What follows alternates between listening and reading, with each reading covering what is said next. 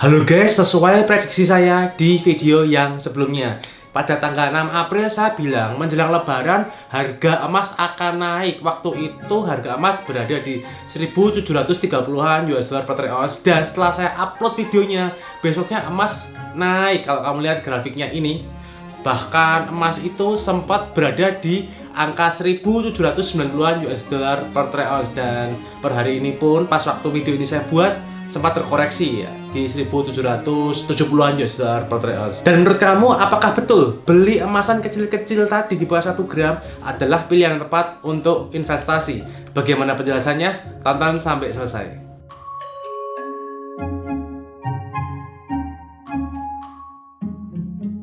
Tolong bantu saya dengan tekan tombol like dan berikan komen untuk tanda dukungan kamu untuk channel ini agar terus berkembang, sehingga semakin banyak teman-teman yang terbantu dengan channel ini. Terima kasih banyak ya. Bagi kamu yang belum subscribe dan bunyikan loncengnya, langsung subscribe dan bunyikan loncengnya sekarang, karena saya tuh tidak selalu upload tuh video kayak gini. Saya terkadang itu buat harus update. Caranya klik di komunitas atau community itu di tabnya, klik aja, dimana saya akan update menurut grafik analisis pergerakan harga emasnya ini, range-nya di berapa akan kemana. Saya itu memberi info itu di sales update ya.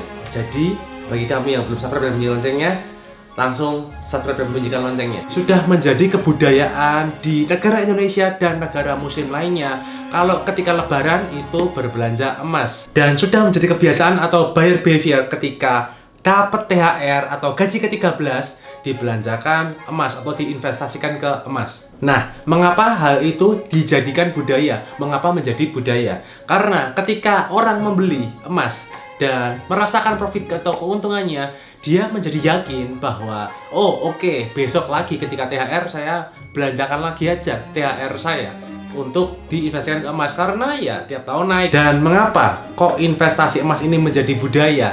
Hal itu dikarenakan ya mereka yang sudah beli atau investasi emas ini dari tahun ke tahun merasakan sendiri keuntungannya. Jadi sudah terbukti. Makanya ya menjadi kebiasaan atau menjadi budaya. Oke, bagaimana dengan tren tahun ini? Jadi kalau kita lihat banyak sekali tahun ini ya, gak tahun ini juga sih, tahun kemarin sudah mulai banyak produsen atau toko emas itu menjual emas batangan yang kecil-kecil ukurannya, yaitu di bawah 1 gram guys. Nah, mengapa hal itu terjadi? Hal itu dikarenakan kalau kamu lihat harga emas ini terus naik, dan saat ini itu berada di level yang sangat tinggi hitungannya. Karena dari harga yang tinggi tadi dibuatnya kecil-kecil, karena kalau misalkan tidak dibuat yang kecil-kecil akan makin sulit terjangkau oleh beberapa kalangan guys. Oke, sebagai contoh, misalkan 3 tahun yang lalu ada orang dapat THR terus dibelanjakan ke emas, katakanlah dapat sekian gram. Kalau misalkan tahun ini dapat THR juga, dibandingkan dengan THR 3 tahun yang lalu, dapat gramnya tadi akan lebih kecil di tahun ini, walaupun THR-nya pun sudah naik di tahun ini dibandingkan 3 tahun yang lalu. Walaupun THR-nya naik, tapi dapat gram yang itu lebih kecil di tahun-tahun berikutnya. Dan ini ilustrasinya. Jadi kalau kamu lihat di tahun 2018 dibandingkan dengan tahun 2021, kenaikan harga emasnya ini dibandingkan kenaikan UMR-nya itu lebih cepat kenaikan harga emasnya guys. Oke, sebagai contoh, UMR Jakarta pada tahun 2018 itu 3.600.000-an guys. Nah, kalau dibelanjakan ke emas dapatnya 6,3 gram emas. Sedangkan pada tahun 2021 UMR Jakarta ini di 4.400.000-an. Kalau dibelanjain emas dapatnya 5,32 gram. Itu kalau di Jakarta. Jadi memang dapatnya lebih kecil di tahun 2021 dibandingkan beli ketika di tahun 2018. Berikutnya untuk UMR Surakarta. Pada tahun 2018 itu UMR-nya 1.600.000-an. Kalau dibelanjakan emas dapatnya 2,88 gram. Sedangkan UMR di Surakarta pada tahun 2021 itu di 2 jutaan. Kalau dibelanjakan emas dapat 2,42 gram. Kita harus jadi smart buyer dengan berpikir pembuktian terbalik bahwa harga emas itu ketika dibandingkan dengan THR setiap tahunnya dapatnya lebih kecil. Artinya uang itu terkena inflasi dan emas itu harganya sudah meninggalkan uang yang terkena inflasi itu.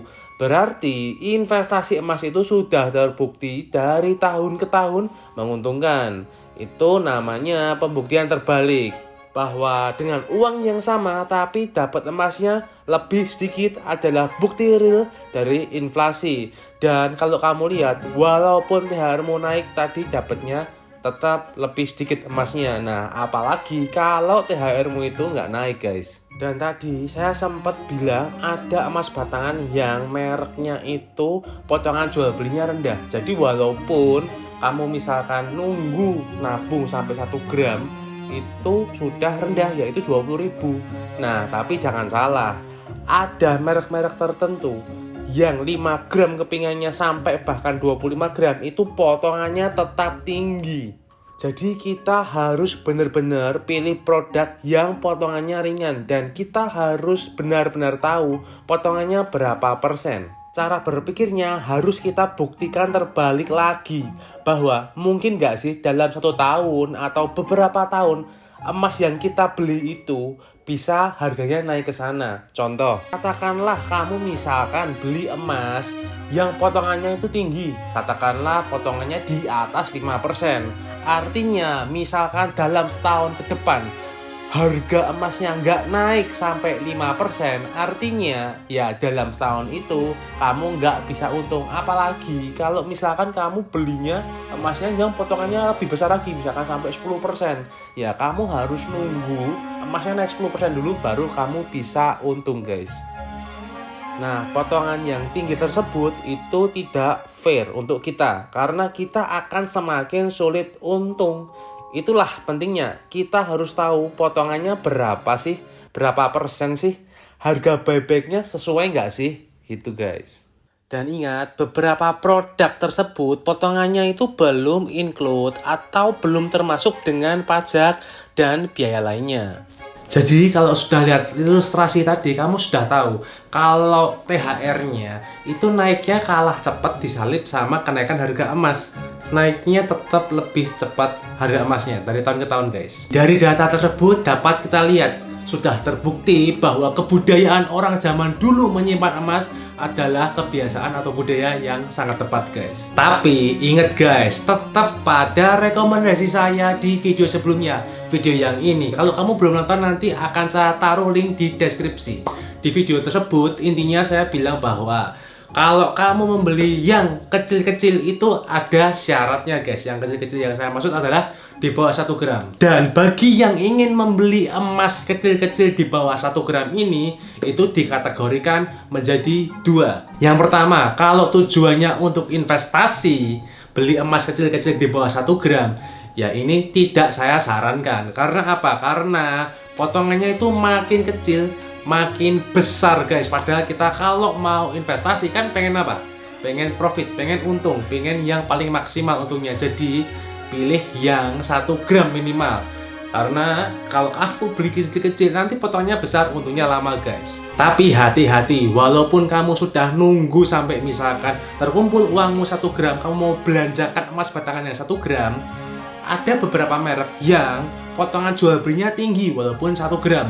Jadi kalau misalkan kamu masih bingung kira-kira patokan yang kecil atau yang rendah potongannya berapa untuk emas batangan 1 gram, itu kalau hitungannya potongan jual beli 20.000 per gramnya, ya itu masih fair, guys, masih oke. Dan jenis yang kedua, misalkan kamu mau beli untuk hadiah atau untuk fitrah atau untuk saudara yang lebih muda atau lain sebagainya, ya sah-sah aja, fine-fine aja, nggak ada masalah. Wong ya namanya hadiah. Jadi ingat, kalau misalkan tujuannya untuk investasi, ya itu disimpan sendiri, bukan buat hadiah ya.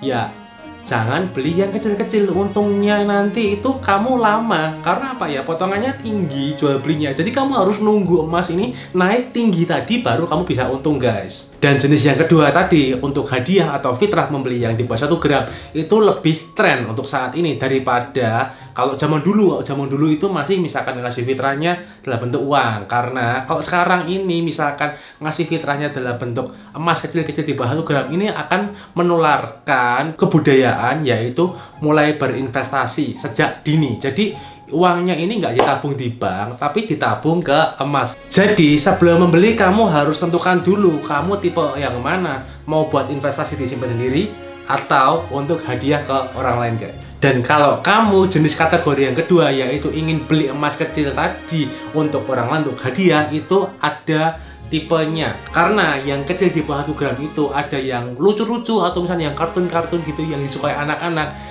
Biasanya potongannya itu lebih tinggi dibandingkan yang biasa, yang nggak ada tokoh-tokoh kartunnya, yaitu potongan lebih rendah walaupun sama-sama kecil di bawah 1 gram. Ya memang kalau anak kecil lebih suka yang kartun, ya potongannya lebih tinggi. Jadi kalau yang kartun atau yang lucu-lucu tadi memang punya segmen tersendiri. Jadi kamu bebas sebenarnya mau pilih yang mana. Dan kalau misalkan kamu tanya ke saya, kalau mau ngasih anak-anak mending yang mana? Ya kalau kamu tanya saya, pendapat saya pribadi, ya tetap saya pilih yang potongannya rendah. Karena apa? Karena ya memang benar kalau secara anak-anak suka yang kartun. Tapi kalau saya mau belikan emas itu tujuannya apa? Ya supaya dia misalkan besok kalau udah gede dia mau jual kan ya lebih untung. Karena kan ya ngasihnya emas, tujuannya apa? Untung kan. Jadi saya lebih tetap beli yang potongannya kecil, nggak usah lucu-lucu. Kalau misalkan tujuannya adalah mau beli untuk yang lucu-lucu buat anak, ya nggak usah emas, beliin sekalian aja tas, boneka, atau apapun yang lucu-lucu, nggak usah emas. Karena apa? Dia juga nggak tahu kok. Dia taunya apa? Ya yang lucu-lucu boneka, tas gitu ya misalkan, guys. Selain itu misalkan besok-besok di jangka panjangnya si anak yang kamu kasih tadi jual emasnya, dia udah gede. Ketika dia udah gede, dia udah nggak suka lagi kartun-kartunan yang lucu-lucu tadi, udah biasa aja, nggak kayak pas anak-anak. Jadi itu pendapat saya pribadi. Kalau kamu mau tetap pilih yang lucu-lucu, nggak ada masalah, guys. Tapi misalkan kamu beli yang di bawah 1 gram, entah yang lucu-lucu atau tidak, walaupun sama-sama yang lucu-lucu atau yang kartun-kartun, itu tiap merek potongannya bisa berbeda. Jadi misalkan kamu adalah jenis orang yang misalkan pengen beli yang kecil-kecil buat hadiah dan yang lucu-lucu, ya kamu harus bandingkan dulu antara lucu-lucu kecil-kecilnya yang satu dengan yang merek yang lain. Pilih yang potongan jual belinya rendah. Biar apa? Ya biar ketika nanti dijual lagi itu lebih cepat untung atau profitnya lebih maksimal, guys. Nah kenapa? Karena supaya uang atau value yang kamu keluarkan untuk hadiah ke dia tadi yang kamu kasih, ketika dia menerima atau ketika menjualnya nanti, ya lebih maksimal dia nerimanya, guys. Oke, tadi saya bahas yang di bawah 1 gram, yang kecil-kecil. Selanjutnya saya bahas yang di atas 1 gram. Jadi walaupun di atas 1 gram, beberapa merek ini potongan jual belinya juga tinggi. Contoh, misalkan kamu menemui emas batangan yang mereknya ini selisih antara jual dan belinya itu misalkan di atas 5% atau bahkan di atas 10%, artinya itu termasuk besar. Mending kamu beli perhiasan emas dibanding emas batangan yang potongan jual belinya di atas 5 atau 10%. Karena kalau misalkan kamu belinya di toko emas yang tepat perhiasan emasnya, syaratnya belinya di toko yang tepat ya, guys. Karena ya beberapa toko emas kamu beli perhiasan itu tidak diizinkan untung. Yang saya maksud diizinkan untung adalah potongan jual belinya yang sangat tinggi juga walaupun perhiasan, atau batunya tidak dihitung, atau misalkan dia kasih harga bebeknya sesuai harga nota. Ya gimana bisa untung? Jadi ada syaratnya. Untuk potongan perhiasan emas ada saya jelaskan di video saya yang ini. Untuk link nanti saya taruh di deskripsi, guys. Karena kalau kamu cek beberapa emas batangan yang mereknya potongan jual belinya tinggi tadi, di bawah 5 gram itu potongannya sangat ngeri sekali, sangat tinggi sekali. Lebih tinggi potongannya walaupun emas batangan. Potongan jual belinya itu lebih tinggi dibandingkan beli perhiasan emas di toko yang tepat yang potongannya rendah. Tapi hati-hati, jangan menyalahartikan advice saya, rekomendasi saya yang saya bilang bahwa mending beli perhiasan emas dibanding emas batangan. Itu ada syaratnya. Ya, tadi beli di toko yang tepat agar apa? Agar potongan beli perhiasannya rendah, bisa lebih rendah dibandingkan merek emas batangan yang potongan jual beli sangat tinggi. Tadi saya memberi contoh bahwa tidak selalu emas batangan itu bisa lebih untung dibandingkan beli perhiasan emas, guys. Oke, jangan lupa untuk share ke teman-temanmu video ini supaya mereka terbantu mendapatkan manfaat dari video ini. Thank you for watching. Kalau kamu ada pertanyaan, langsung komen, nanti akan saya balas atau saya buat di video selanjutnya. Bye-bye.